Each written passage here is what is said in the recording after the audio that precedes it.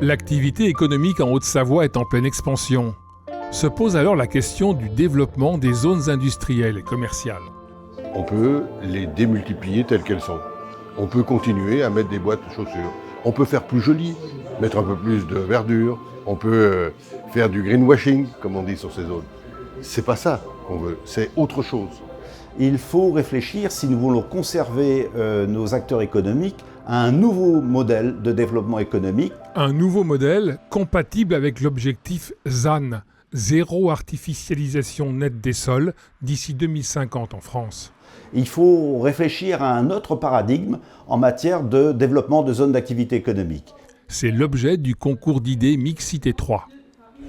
La ligne directrice effectivement des projets Mixité, c'est l'optimisation foncière, donc effectivement trouver des mètres carrés supplémentaires. C'est d'ailleurs pour ça qu'aujourd'hui ont été sélectionnés non pas des aménageurs de zones d'activité, mais bien des concepteurs, et j'espère qu'ils vont nous ouvrir l'imaginaire pour qu'on réfléchisse un peu mieux aux zones d'activité dans ce département.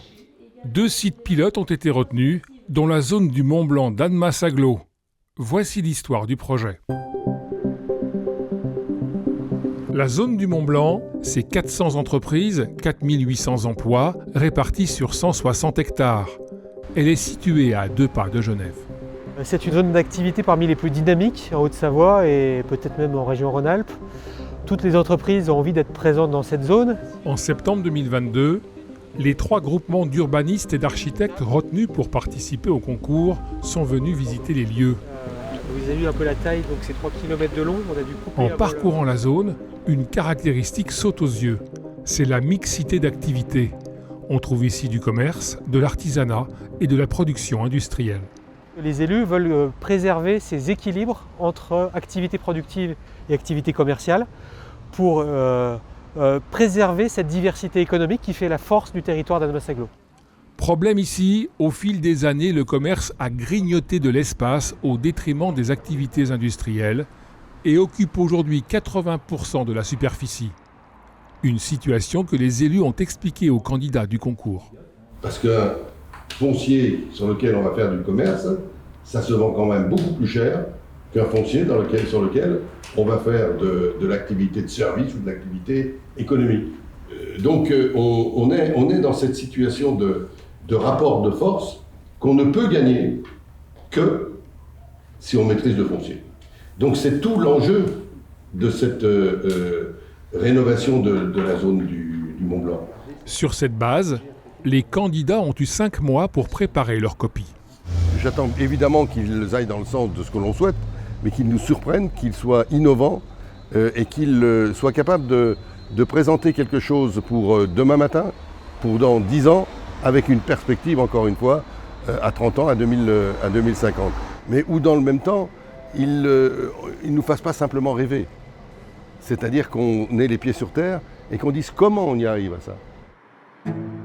Février 2023, le jury du concours est réuni au siège de l'établissement public foncier de Haute-Savoie pour auditionner les candidats. Le premier a présenté son concept de ville mixte, où le logement et le lieu de travail cohabitent. Aujourd'hui, l'industrie, on l'a séparée beaucoup du logement parce qu'on considérait qu'elle était polluante, qu'elle était incompatible. Aujourd'hui, l'industrie, elle est propre. L'industrie, c'est de la recherche, c'est de la formation, c'est de la matière grise. Donc ce pari de dire la ville, elle est productive et elle est mixte, elle vient mélanger toutes les fonctions. On va pouvoir venir travailler à pied de son logement dans son usine qui n'est plus une usine.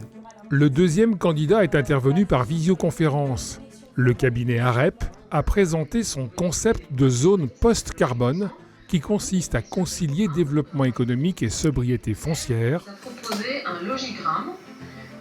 Mais le lauréat, le voici.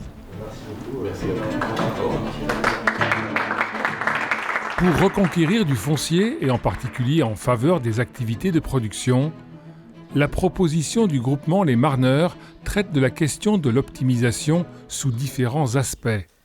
Et pour commencer, la question du transport. On est sur un site qui draine beaucoup de visiteurs par rapport à l'offre commerciale. Et donc, comment faire évoluer l'offre de mobilité, comment réorganiser la place de la voiture, comment réorganiser la place du piéton dans l'ensemble, on va dire, de la vallée du Foron. Et puis un autre levier, qui est aussi la question architecturale et typologique, c'est comment densifier davantage et optimiser davantage le foncier en construisant plutôt la production sur la hauteur, sur la verticalité, comment verticaliser la production mais aussi le commerce. Pour cela, lors de leur audition, les Marneurs ont proposé de jouer sur la topographie des lieux. Sur Annemasse, en fait, les activités petit à petit ont contribué à terrasser le site. Mais demain, ça pourrait devenir une vraie opportunité pour créer des activités plutôt sur plusieurs niveaux, avec par exemple une activité qui pourrait avoir un accès sur une rue haute, une autre activité avec un accès sur une rue basse, et donc finalement sur un même foncier, avoir deux fonciers en un. Enfin, le projet aborde aussi la question de l'habitat sur la zone. On habitera à la zone d'activité qui ne sera plus appelée zone d'activité, mais qui sera appelée peut-être le village productif. Donc un habitat dense, mais avec une forte singularité teintée de production. Un projet ambitieux et assorti d'une méthode de travail pour permettre sa réalisation. Le développement sans méthode et sans ordre conduit à un certain nombre de gaspillages. On n'a pas été capable de mutualiser les parkings, par exemple. Et donc, quand vous allez faire vos emplettes, eh bien, à chaque fois que vous visitez un magasin, il faut reprendre votre voiture pour aller dans un autre. Or, nous, ce que l'on souhaite et l'ambition que l'on a, c'est de mutualiser les parkings, par exemple, et de créer des perméabilités qui permettent, avec tout simplement nos pieds, ou alors les vélos, de pouvoir faire le tour de cette zone de chalandise. L'objectif, c'est de trouver des moyens d'action qui aillent au-delà des règlements actuels. Si vous avez un simple règlement de PLU ou de SCOT, on l'a vu, eh bien, on n'arrive pas à freiner l'érosion de nos surfaces et de nos mètres carrés vers le commerce. Et donc, il faut être dans l'opérationnel et pouvoir faire du contrôle foncier et pouvoir laisser la place de manière ferme à des activités productives. C'est tout l'enjeu de la zone du Mont-Blanc, trouver le juste point d'équilibre entre réinvestissement productif, requalification urbaine et intérêt des porteurs de projets privés. La démarche Mixité 3 a permis de faire émerger de nouvelles perspectives pour dessiner son avenir. Le concept d'optimisation foncière des Marneurs et la feuille de route constituée après les ateliers de terrain pourront sans nul doute inspirer d'autres démarches sur le territoire.